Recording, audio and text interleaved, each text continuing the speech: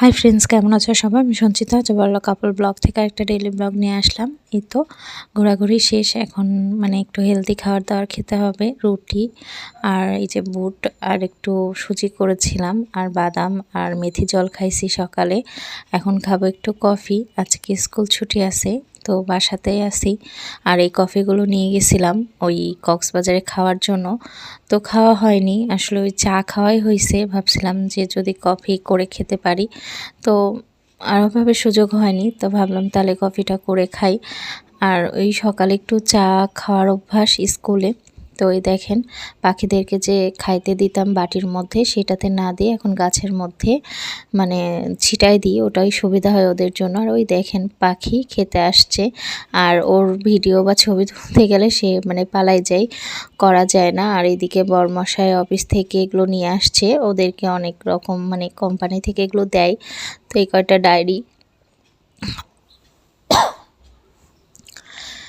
ডায়েরিগুলো সুন্দর হয়েছে না? আর ফ্রিজে দেখি এরকম মানে বিরিয়ানির মশলা আছে। প্রথমে ভাবছিলাম যে হচ্ছে বিরিয়ানি করব না, মাংস করব শুধু। তো ভাবলাম মশলাটার যদি মেয়াদ শেষ হয়ে যায়, অনেক দিন হলো আনা হয়েছে। তো দেখেন এই যে আলুগুলো ছোট ছোট করে কেটে রাখছিলাম মাংসতে দেওয়ার জন্য। তো ওই তো অল্প করে বিরিয়ানি করে ফেললাম, আর দুইজন মানুষ,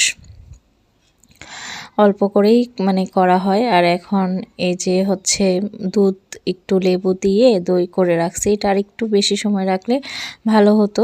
তো ওই যে বললাম না, কোনো কিছু প্ল্যান ছিল না, হঠাৎ করে বিরিয়ানি রান্না করছি। আর আমি তো এই কয়েকদিন ভালো মন্দ খাইছি বাইরে, তো ভাবলাম তাহলে বরমশার জন্য একটু করি। আর এই সিম্পল বিরিয়ানি রান্না করতে আমার ভালোই লাগে, আর এই বিরিয়ানিটা খেতেও অনেক স্বাদ হয়।